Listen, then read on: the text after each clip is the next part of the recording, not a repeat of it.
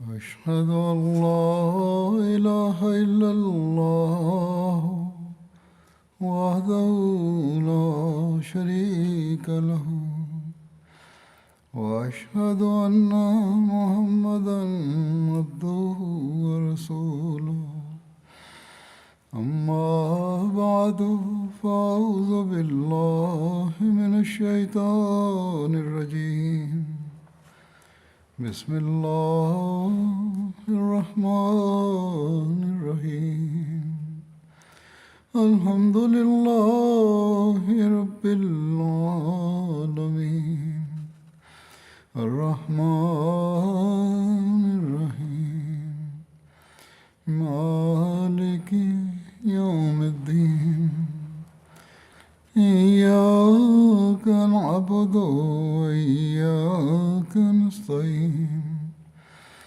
اهدنا الصراط المستقيم صراط الذين أنعمت عليهم غير المغضوب عليهم ولا الضالين.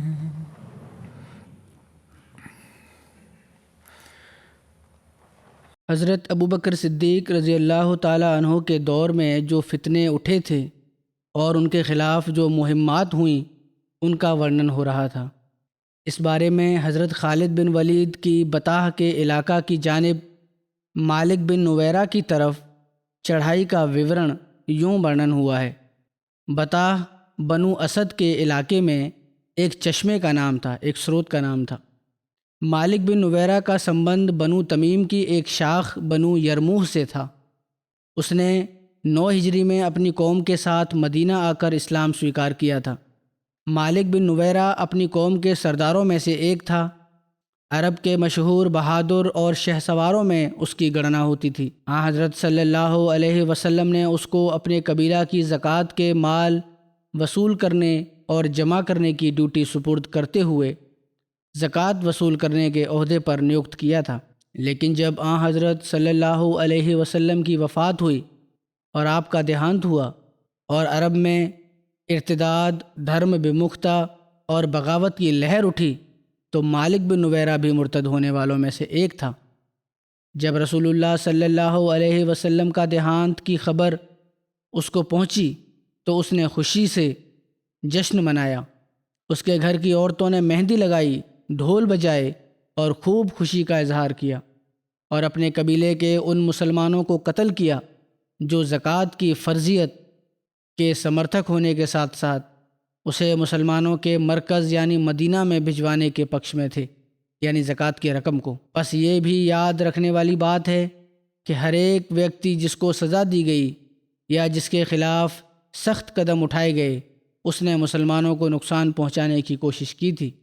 صرف یہی نہیں کہ وہ صرف مرتد ہو گئے تھے، بہرحال اس بارے میں مزید یہ ہے کہ اس نے ایک طرف تو زکوٰۃ دینے سے انکار کیا اور زکوٰۃ کی جمع کیے ہوئے مال اپنی قوم کے لوگوں کو واپس کر دیے، اور دوسری طرف نبوت کا جھوٹا دعویٰ کرنے والی باغی عورت سجاہ کے ساتھ شامل ہو گیا، جو کہ ایک بہت بڑا لشکر لے کر مدینہ پر حملہ کرنے کے لیے آئی تھی۔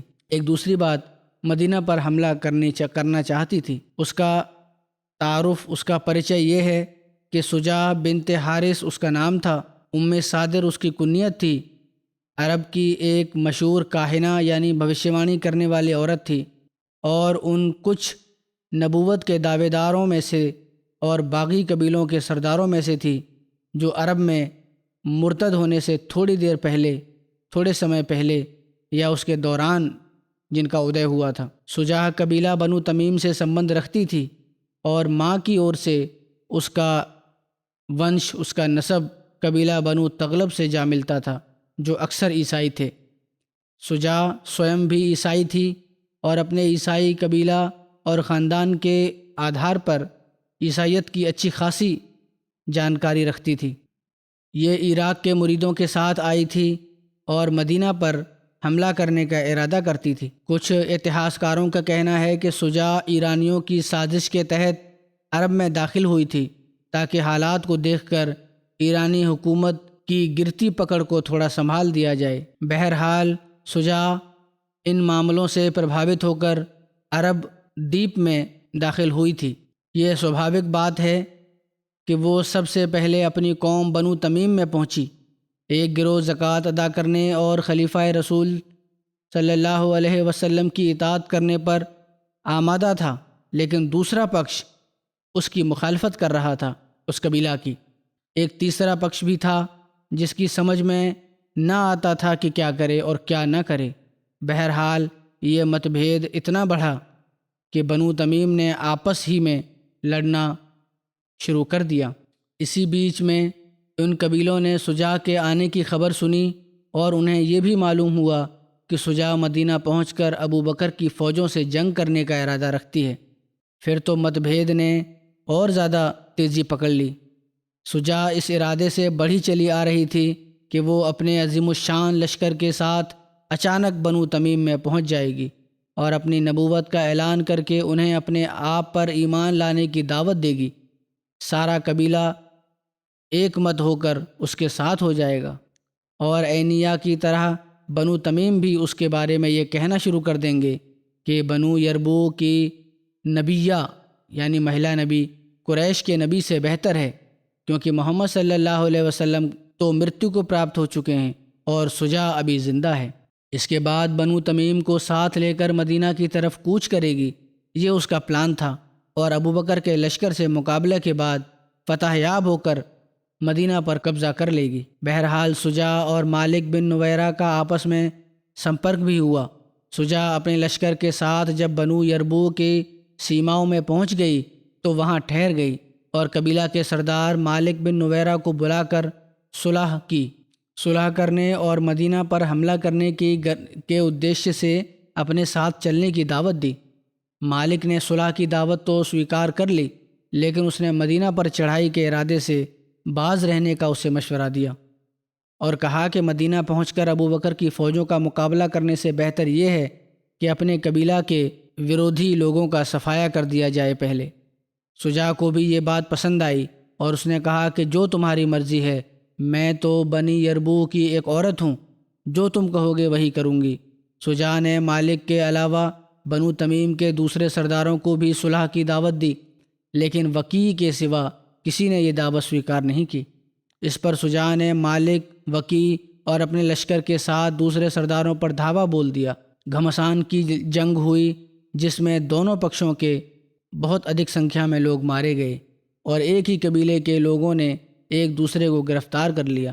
لیکن کچھ ہی سمے کے بعد مالک اور وقیع نے یہ محسوس کیا کہ انہوں نے اس عورت کا انوسرن کر کے اس کی پیروی کر کے سخت غلطی کی ہے۔ اس پر انہوں نے دوسرے سرداروں سے صلح کر لی اور ایک دوسرے کے قیدی واپس کر دیے۔ اس طرح قبیلہ تمیم میں امن قائم ہو گیا۔ اب یہاں شجاع نے جب دیکھا کہ اس کی دال گلنی مشکل ہے تو جو مقصد لے کر آئی تھی وہ پورا نہیں ہو سکتا، تو اس نے بنو تمیم سے بوریا بستر اٹھایا اور مدینہ کی جانب کوچ کر دیا۔ نباہ کی بستی میں پہنچ کر اوس بن خزیرہ سے اس کی مٹبھیڑ ہوئی، جس میں شجاع نے شکست کھائی، پراجت ہوئی، اور اوس بن خزیمہ نے اس طرح پر اسے واپس جانے دیا کہ اس بات کا پختہ ارادہ کرے کہ وہ مدینہ کی اور چڑھائی نہیں کرے گی۔ اس گھٹنا کے بعد اہل جزیرہ کی فوج کے سردار ایک جگہ جمع ہوئے اور انہوں نے شجاع سے کہا، اب آپ ہمیں کیا حکم دیتی ہیں؟ مالک اور وقیع نے اپنی قوم سے صلح کر لی ہے، نہ وہ ہمیں مدد دینے کے لیے تیار ہیں، نہ اس بات پر رضامند کہ ہم ان کی سرزمین سے گزر سکیں۔ ان لوگوں سے بھی ہم نے یہ معاہدہ، یہ گٹھ بندھن کیا ہے اور مدینہ جانے کے لیے ہماری راہ بند ہو گئی ہے۔ اب بتاؤ ہم کیا کریں؟ شجاع نے جواب دیا کہ اگر مدینہ جانے کا راستہ بند ہو گیا ہے تو بھی فکر کی کوئی بات نہیں، تم یمامہ چلو۔ انہوں نے کہا، اہل یمامہ شان و شوکت میں ہم سے بڑے ہوئے ہیں اور مسلمہ کی طاقت اور قوت بہت زیادہ ہو چکی ہے۔ ایک روایت یہ بھی ہے کہ جب اس کے لشکر کے سرداروں نے شجاع سے آئندہ پلاننگ کے بارے میں پوچھا تو اس نے جواب دیا، علیکم بالیمامہ دفوا دفیف الحمامہ فإنها غزوة سرامہ لا یلحقہم بعد ملامہ، کہ یمامہ چلو، کبوتری کی طرح تیزی سے ان پر جھپٹو، وہاں ایک زبردست جنگ پیش آئے گی جس کے بعد تمہیں پھر کبھی پشچاتاپ نہ اٹھانا پڑے گا۔ یہ بنے سنورے واقعے سننے کے بعد، جسے اس کے لشکر والے وحی اور الہام سمجھتے تھے کہ نبی ہے، اس کو وحی ہوئی ہے، ان کے لیے اس کا حکم ماننے کے سوا کوئی چارہ ہی نہ تھا۔ حکم مانا اس کا۔ سجاہ جب اپنے لشکر کے ہمراہ یمامہ پہنچی تو مسیلمہ کو بڑا فکر ہوا۔ اس نے سوچا کہ اگر وہ سجاہ کی فوجوں سے جنگ میں ویست ہو گیا تو اس کی طاقت کمزور ہو جائے گی، اسلامی لشکر اس پر دھاوا بول دے گا، اور ارد گرد کے قبائل بھی اس کے آگیا پالن سے انکار کر دیں گے۔ یہ سوچ کر اس نے سجاہ سے صلح کرنے کی ٹھانی۔ پہلے اسے تحفے تحائف بھجوائے، پھر کہلا بھیجا کہ وہ خود اس سے ملنا چاہتا ہے۔ اس نے مسیلمہ کو باریابی کی اجازت دے دی، ملاقات کی اجازت دے دی۔ مسیلمہ بنو حنیفہ کے 40 آدمیوں کے ساتھ اس کے پاس آیا اور اکیلے میں اس سے بات چیت کی۔ اس بات چیت میں مسیلمہ نے کچھ گدے اور لے بد عبارتیں سجاہ کو سنائیں، جن سے وہ بہت پربھاوت ہوئی۔ سجاہ نے بھی اتر میں اسی پرکار کی عبارتیں اس کو سنائیں۔ سجاہ کو پوری طرح اپنے قبضہ میں لینے اور سمرتھک بنانے کے لیے مسیلمہ نے یہ پرستاؤ رکھا کہ ہم دونوں اپنی نبوتوں کو ایک ساتھ ملا لیں اور آپس میں شادی کر لیں۔ سجاہ نے یہ مشورہ سویکار کر لیا اور مسیلمہ کے ساتھ اس کے کیمپ میں چلی گئی۔ 3 دن تک وہاں رہنے کے بعد یہ اپنے لشکر میں واپس آئی اور ساتھیوں سے ذکر کیا کہ اس نے مسیلمہ کو سچائی پر پایا ہے، اس لیے اس سے شادی کر لی ہے۔ لوگوں نے اس سے پوچھا کہ کچھ مہر بھی لیا ہے کہ نہیں، حق مہر وغیرہ کچھ مقرر کیا ہے کہ نہیں۔ اس نے کہا مہر تو مقرر نہیں کیا۔ انہوں نے مشورہ دیا کہ آپ واپس جائیں اور مہر مقرر کر کے آئیں، کیونکہ آپ جیسی شخصیت کے لیے مہر کے بغیر شادی کرنا اچت نہیں۔ اتہ وہ مسیلمہ کے پاس واپس گئی اور اسے اپنے آنے کا ادیشیہ بتایا۔ مسیلمہ نے اس کی خاطر عشاء اور فجر کی نمازوں میں کمی کر دی اور وہ نمازیں بند کر دیں۔ بہرحال مہر کے بارے میں یہ تصفیہ ہوا کہ مسیلمہ یمامہ کی زمینوں کی لگان کی آدھی آمد سجاہ کو بھیجے گا۔ سجاہ نے یہ مانگ کی کہ وہ آئندہ سال کی آدھی آمدنی میں سے اس کا حصہ پہلے ہی ادا کر دے۔ اس پر مسیلمہ نے آدھی سال کی آمدنی کا حصہ اسے دے دیا، جسے لے کر وہ جزیرہ واپس آ گئی۔ باقی آدھے سال کی آمدنی کے حاصل کرنے کے لیے اس نے کچھ آدمیوں کو بنو حنیفہ ہی میں چھوڑ دیا۔ سجاہ بدستور بنو تغلب میں مقیم رہی، وہیں ٹھہری رہی۔ بعد میں اس نے توبہ کر لی۔ اس کے بارے میں یہ بھی ذکر آتا ہے کہ اسلام سویکار کر لیا۔ کچھ کے نکٹ حضرت عمر کے زمانے میں اس نے اسلام سویکار کیا، یہاں تک کہ حضرت امیر معاویہ نے اکال والے سال اسے اس کی قوم کے ساتھ بنو تمیم میں بھیج دیا، جہاں وہ مرتیو کے سمے تک مسلمان ہونے کی حالت میں رہتی رہی۔ حضرت ابوبکر نے حضرت خالد بن ولید کو آدیش دیا تھا کہ طلحہ اسدی کے معاملے سے فارغ ہو کر مالک بن نویرہ کے مقابلے کے لیے جائیں، جو بطاح میں ٹھہرا ہوا تھا۔ حضرت خالد جب بطاح آئے تو انہوں نے وہاں کسی کو بھی نہیں پایا، البتہ انہوں نے دیکھا کہ مالک کو کہ جب اسے اپنے معاملے میں سنشے ہوا، اس نے اپنے تمام ساتھیوں کو ان کی جائیداد کی دیکھ بھال کے لیے بھیج دیا اور اکٹھا ہونے کی مناہی کر دی۔ اس میں خیال پیدا ہوا کہ مقابلہ مشکل ہے، پہلے اس عورت سے بھی علیحدگی ہو چکی تھی، یا شاید اس کارن بھی۔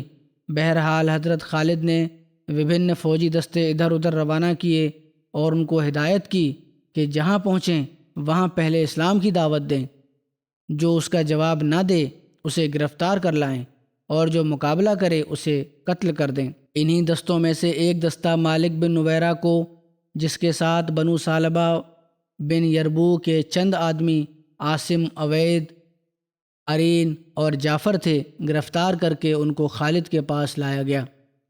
اس دستے کے لوگوں میں سے جن میں حضرت ابو قتادہ بھی تھے ان کا متبھید ہو گیا۔ یہاں ایک روایت ہے عروہ کے باپ سے کہ اس اوسر پر مہم کے بعد لوگوں نے تو شہادتیں دیں کہ جب ہم نے اذان دی، اقامت کہی اور نماز پڑھی تو ان لوگوں نے بھی ایسا ہی کیا، اور دوسروں نے کہا کہ نہیں، ایسا کچھ نہیں ہوا۔ حضرت ابو قتادہ نے اس بات کی گواہی دی کہ انہوں نے اذان دی، اقامت کہی اور نماز پڑھی۔ اس گواہی کے متبھید کی وجہ سے حضرت خالد نے ان لوگوں کو قید کر دیا۔ مالک بن نویرہ کے قتل کے بارے میں دو طرح کی روایتیں ملتی ہیں۔ ایک روایت ہے کہ مالک بن نویرہ کو قتل کیا گیا تھا۔ ایک روایت میں ہے کہ اس رات اس قدر شدید سردی تھی کہ کوئی چیز اس کی تاب نہ لاتی تھی، اس کا مقابلہ نہ کر پاتی تھی۔ جب سردی اور بڑھنے لگی تو حضرت خالد نے یہ منادی کا حکم دیا۔ اس نے بلند آواز سے کہا کہ ادفعوا اسراکم، کہ اپنے قیدیوں کو گرم کرو، یعنی ان کو سردی سے بچانے کا پربند کرو۔ لیکن بنو کنعانہ کے محاورے میں یہاں محاورہ الگ تھا۔ اس لفظ کے معنی یہ تھے کہ قتل کرو۔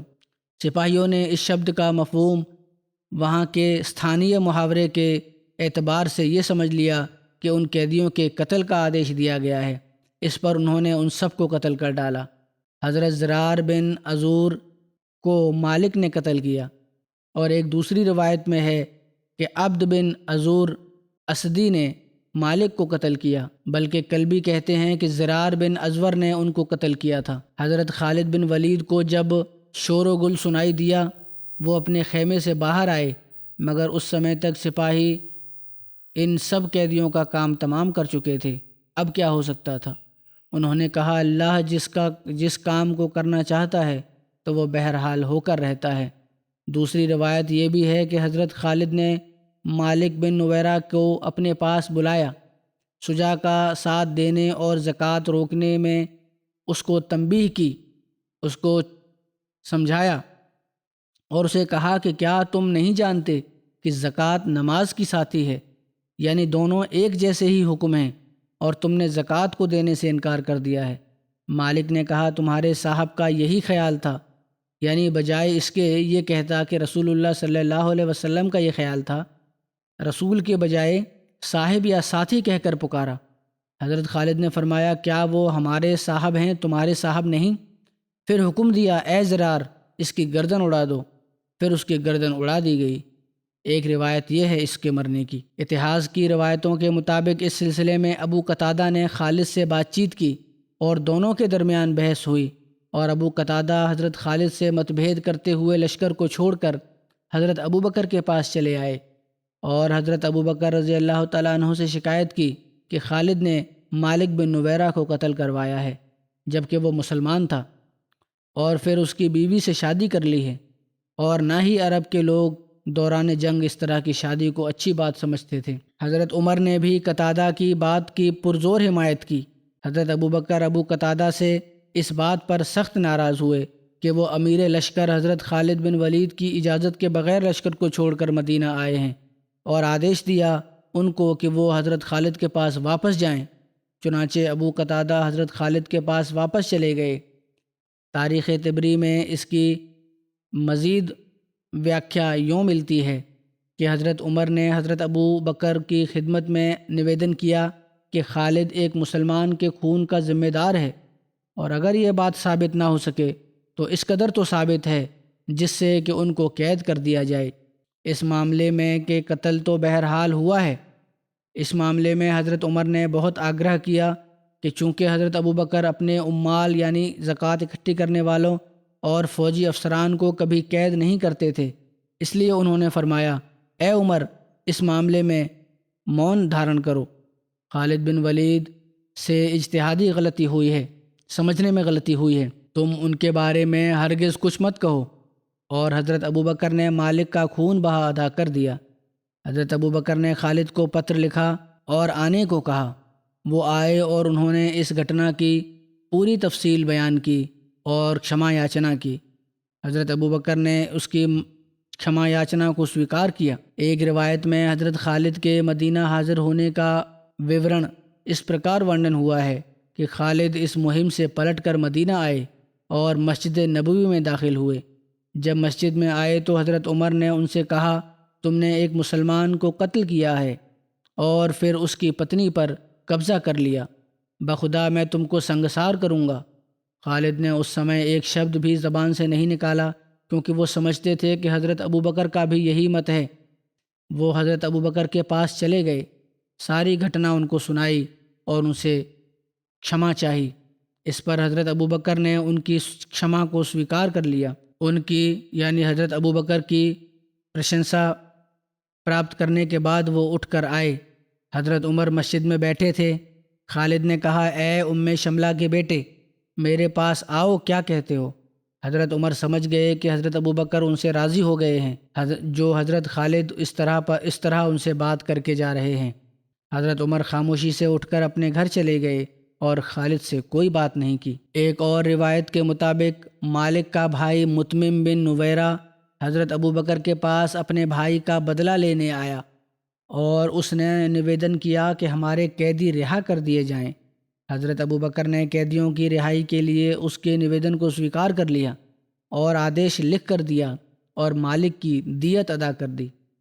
حضرت عمر نے حضرت خالد کے بارے میں حضرت ابو بکر سے سخت آگرہ کیا کہ ان کو پد سے ہٹا دیا جائے اور کہا کہ ان کی تلوار میں بے گناہ مسلمان کا خون ہے، مگر حضرت ابو بکر نے کہا، عمر یہ نہیں ہو سکتا، میں اس تلوار کو جسے اللہ نے کفار کے لیے میان سے باہر نکالا ہے پھر میان میں نہیں رکھوں گا۔ جب دیت ادا کر دی حضرت ابو بکر نے تو شریعت کے مطابق انصاف ہو گیا اور ادھک کارروائی کی آوشکتا نہیں تھی، اس لیے حضرت ابو بکر نے فرمایا کہ اس قصے کو اب بند کرو۔ اس بارے میں حضرت شاہ عبدالعزیز دہلوی مالک بن نویرہ کا جو قصہ ہے اس کے قتل کے بارے میں جو الزام ہے اس کا جواب دیتے ہوئے اپنی کتاب تحفہ اثنا عشر میں لکھتے ہیں کہ دراصل جو گھٹنا ہوئی تھی اس کی ویاکھیا ان لوگوں نے صحیح بیان نہیں کی، اور جب تک صحیح حالات معلوم نہ ہوں اس سمے تک اعتراض کا نرادھار ہونا اسپشٹ ہے۔ سیرت اور تاریخ کی وشوسنیہ پستکوں میں اس گھٹنا کا وورن اس پرکار ملتا ہے کہ نبوت کے دعوے دار اور مدعی طلحہ بن خویلد اسدی کی مہم سے حضرت خالد جب فارغ ہو کے نواح بطاغ کی طرف متوجہ ہوئے تو آس پاس کی طرف فوجی دستے روانہ کیے، ارد گرد کی اور فوجی دستے روانہ کیے جو حضور نبی کریم صلی اللہ علیہ وسلم کے آدیش اور طریقے کے مطابق ان کو ہدایت کی کہ جس قوم، قبیلہ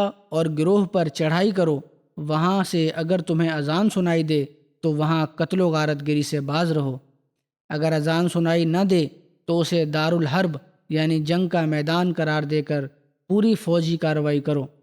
سنیوگ سے اس دستہ میں جناب ابو قتادہ انصاری بھی تھے جو مالک بن نویرہ کو پکڑ کر حضرت خالد کے پاس لائے، جس کو نبی کریم صلی اللہ علیہ وسلم کی اور سے بطاح کی سرداری ملی ہوئی تھی، اور اس کے گرد نواح کے صدقات یعنی صدقے اور وصولی بھی اس کے سپرد تھی۔ جناب ابو قتادہ نے اذان سننے کی گواہی دی، مگر اسی دستے کی ایک جماعت نے کہا کہ ہم نے اذان کی آواز نہیں سنی، مگر اس سے پورو ارد گرد کے معتبرین یعنی وشوسنیہ لوگوں کے ذریعے سے یہ بات ثبوت تک پہنچ گئی کہ نبی کریم صلی اللہ علیہ وسلم کے دیہانت کی خبر سن کر مالک بن نویرہ کے پریوار نے خوب جشن منایا تھا، عورتوں نے ہاتھوں میں مہندی رچائی تھی، ڈھول بجائے تھے اور خوب خوشی کا اظہار کیا تھا اور مسلمانوں کی اس مصیبت پر خوش ہوئے تھے۔ پھر مزید ایک بات یہ ہوئی کہ مالک بن نویرہ سے سوال و جواب کے دوران حضور اکرم صلی اللہ علیہ وسلم کے لیے اس کے منہ سے ایسے شبد نکلے جس کو کفار مرتدین اپنی بات چیت میں استعمال کرتے تھے اور استعمال کرنے کے عادی تھے، یعنی قال رجلکم او صاحبکم، کہ تمہارے آدمی یا تمہارے ساتھی نے ایسا کہا۔ اس کے علاوہ یہ بات بھی اسپشٹ ہو چکی تھی کہ حضرت رسول اکرم صلی اللہ علیہ وسلم کے دیہانت کی خبر سن کر مالک بن نویرہ نے جو صدقات اور زکوٰۃ کی رقم وصول کی تھی وہ بھی اپنی قوم کو یہ کہہ کر واپس کر دی تھی کہ اچھا ہوا اس ویکتی کی موت سے تم نے مصیبت سے چھٹکارا پا لیا۔ ان حالات اور اپنے سامنے اس کی بات چیت کے انداز سے حضرت خالد کو اس کے مرتد ہونے کا وشواس ہو گیا اور آپ نے اس کے قتل کا آدیش دے دیا۔ اور جب مدینہ میں اس گھٹنا کی جانکاری پہنچی، اس گھٹنا کی سوچنا پہنچی، پھر جناب ابو قتادہ بھی آپ سے ناراض ہو کر دارالخلافت مدینہ پہنچے اور حضرت خالد کو ہی قصوروار ٹھہرایا۔ تو شروع میں حضرت عمر فاروق کا یہی خیال تھا کہ خون اکارن اور غلط طور پر ہوا ہے اور بدلہ اس کا لینا واجب ہے، مگر حضرت ابو بکر نے حضرت خالد کو بلایا اور تفتیش کی، ان سے پوچھا کہ گھٹنا کیا ہے اور حالات اور واقعات کا سارا راز آپ پر اسپشٹ ہوا تو آپ نے ان کو بے قصور قرار دے کر ان کو کچھ بھی سزا نہ دی اور ان کو اسی پہلے عہدے پر بحال رکھا۔ مالک بن نویرہ کے قتل کے بارے میں ایک اور لیکھک لکھتے ہیں کہ مالک بن نویرہ کے سلسلہ کی روایات میں بہت زیادہ متبھید ہے۔ ان کے بارے میں جو روایات ہیں ان میں بہت متبھید پایا جاتا ہے کہ آیا وہ مظلوم قتل ہوا یا یہ کہ وہ قتل کا ادھیکاری تھا۔ مالک بن نویرہ کو جس چیز نے ہلاک کیا وہ اس کا گھمنڈ اور اہنکار اور مرتد ہونا تھا۔ جاہلیت اس کے اندر باقی رہی، ورنہ رسول اللہ صلی اللہ علیہ وسلم کے بعد ان کے خلیفہ کی اطاعت اور بیت المال کے حق زکوٰۃ کی ادائیگی میں ٹال مٹول نہ کرتا۔ یہ لکھتے ہیں کہ میرے تصور کے مطابق یہ ویکتی سرداری اور قیادت کا شوقین تھا، اور ساتھ ہی ساتھ بنو تمیم کے سرداروں میں سے اپنے ان کچھ قریبیوں سے اس کو دشمنی تھی، اس کو کھٹکتے تھے جنہوں نے اسلامی خلافت کی اطاعت سویکار کر لی تھی، اور جو واجب تھا وہ حکومت کو ادا کر دیا تھا۔ جو لوگ خلافت کی آگیا پالن میں آ گئے تھے اور زکوٰۃ اتیادی ادا کر رہے تھے ان سے اس کو پریشانی تھی۔ ان کے کتھنی اور کرنی دونوں ہی اس کے تصور کی تائید کرتے ہیں۔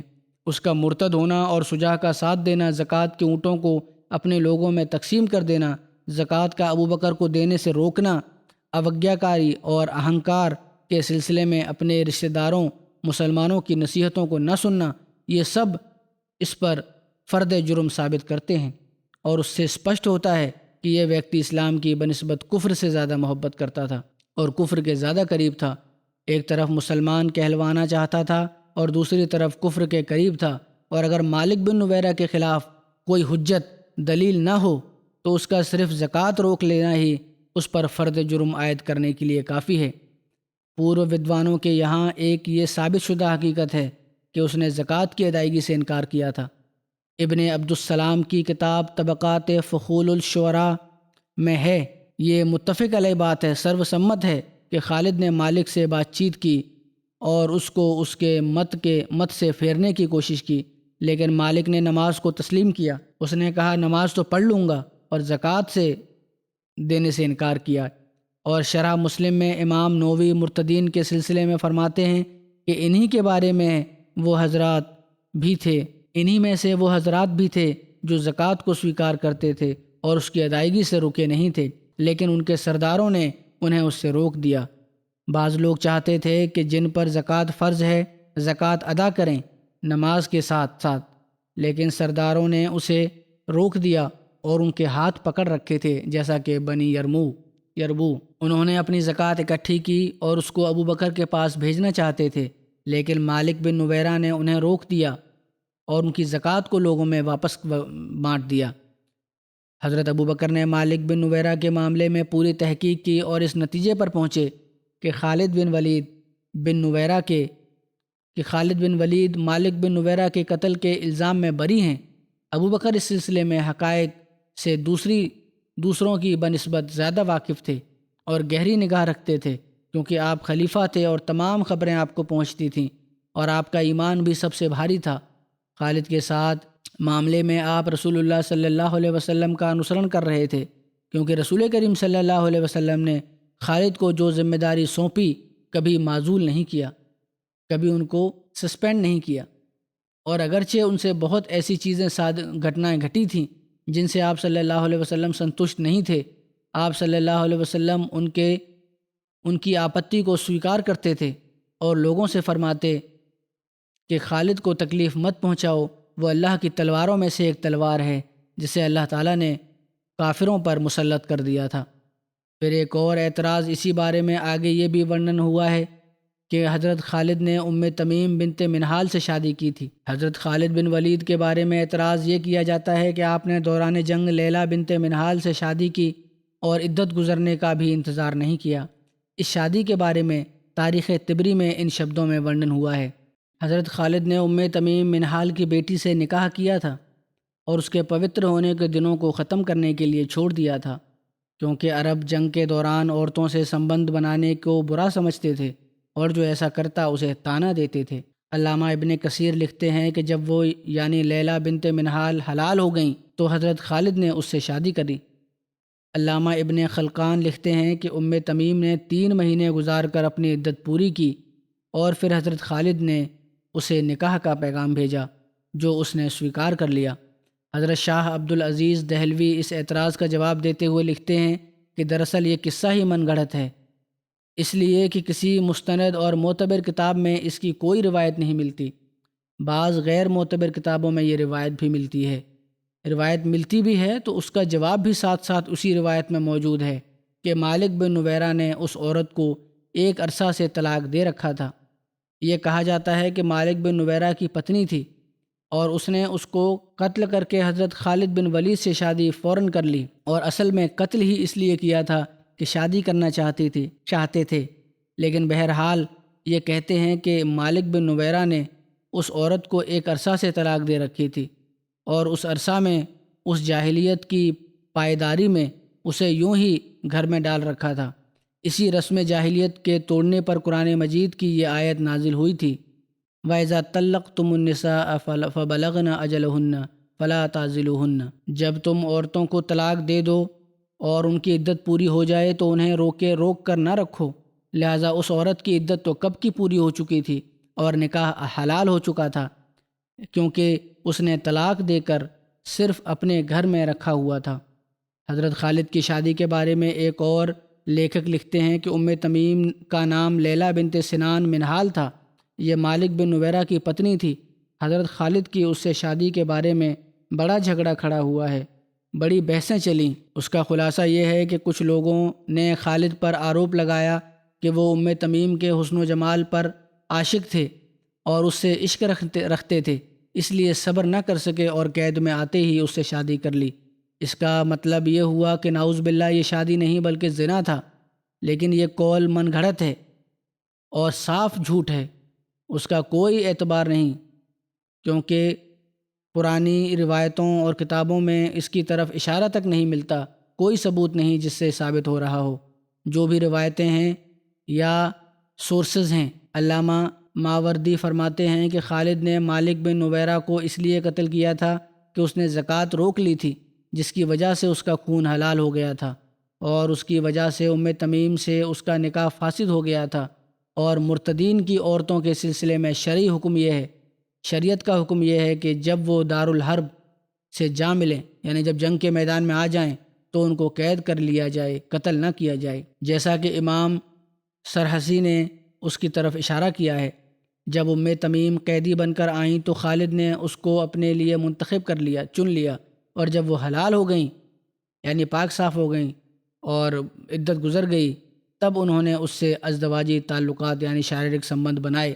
اور شیخ احمد شاکر اس وشے پر اور ادھک وضاحت کرتے ہوئے لکھتے ہیں کہ خالد نے تمیم اور اس کے بیٹے کو مل کے یمین کے طور پر لیا تھا، کیونکہ وہ جنگی قیدی تھیں اور اس طرح کی مہیلاؤں کے لیے کوئی عدت نہیں۔ اگر وہ حاملہ ہو تو وضع حمل، اگر وہ گربھ سے ہوں تو بچے کے جنم تک اس کے مالک کا اس کے قریب ہونا حرام ہے۔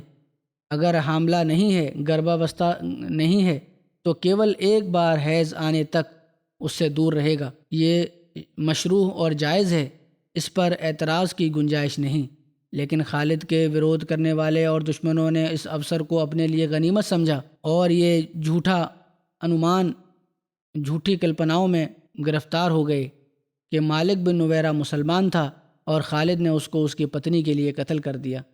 اسی طرح خالد پر یہ آروپ لگایا گیا کہ انہوں نے اس شادی کے دوارا عرب کے طور طریقوں کی مخالفت کی ہے۔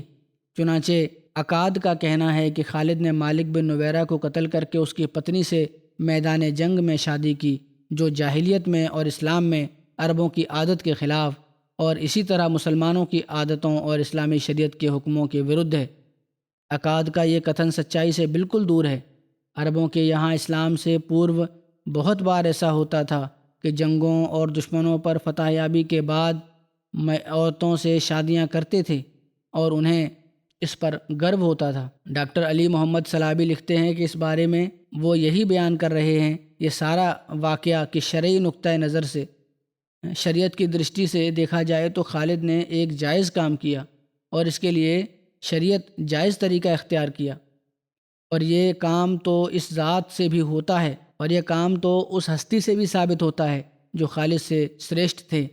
اگر خالد پر یہ اعتراض ہے کہ انہوں نے جنگ کے دوران یا اس کے فوراً بعد شادی کی، تو رسول اکرم صلی اللہ علیہ وسلم نے غزوہ مریسی کے فوراً بعد جویریہ بنت حارث سے شادی کر لی تھی، اور یہ اپنی قوم کے لیے بڑی بابرکت ثابت ہوئی تھی کہ اس شادی کی وجہ سے ان کے خاندان کے 100 آدمی آزاد کر دیے گئے، کیونکہ وہ رسول اللہ صلی اللہ علیہ وسلم کے سسرالی رشتہ داروں میں آ گئے تھے۔ اور اس شادی کے بابرکت پربھاؤں میں سے یہ ہوا کہ ان کے پتا حارث بن زرار مسلمان ہو گئے۔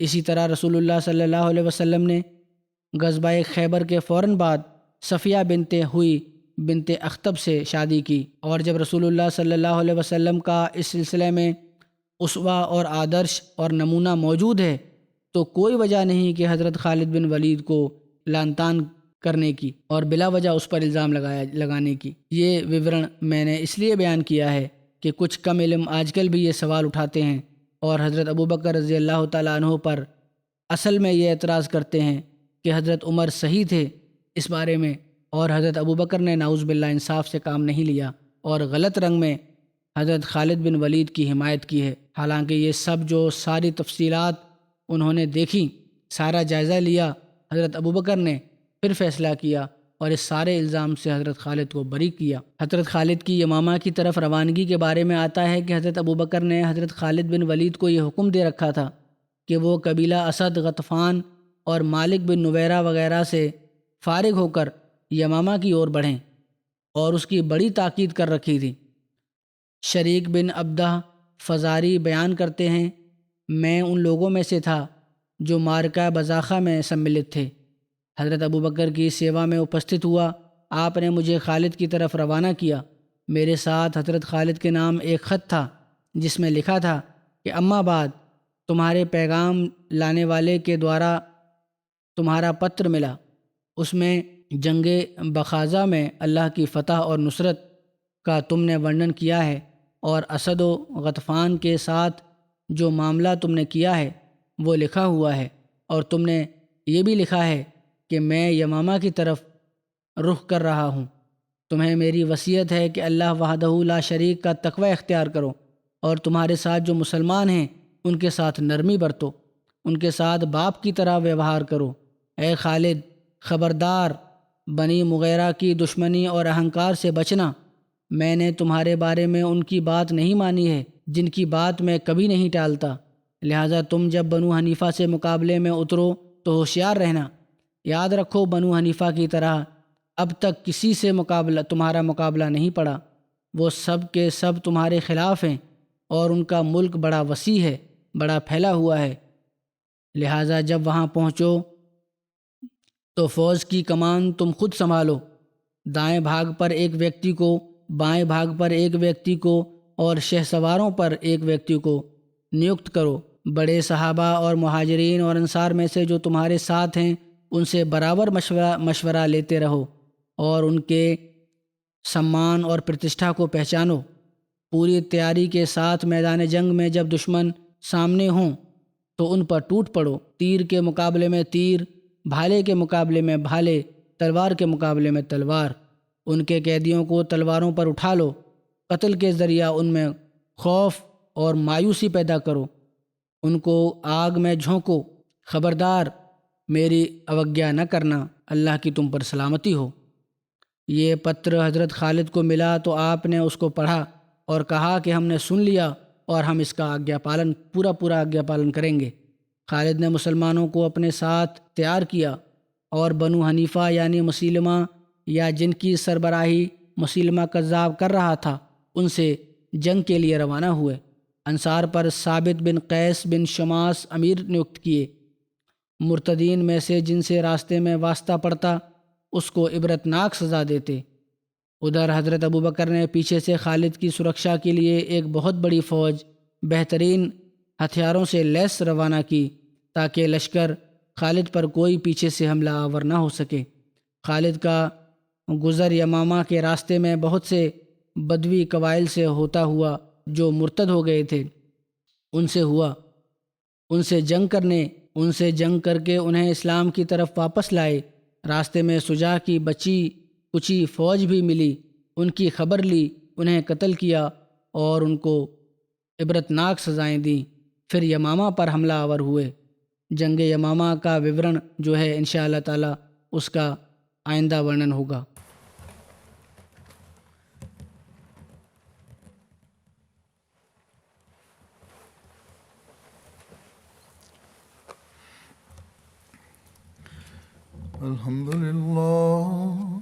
الحمد لله نحمده ونستعينه ونستغفره ونؤمن به ونتوكل عليه ونعوذ بالله من شرور أنفسنا ومن سيئات أعمالنا من يهده الله فلا مضل له ومن يضلل فلا هادي له ونشهد أن لا إله إلا الله ونشهد أن محمدا عبده ورسوله عباد الله رحمكم الله إن الله يأمر بالعدل والإحسان وإيتاء ذي القربى وينهى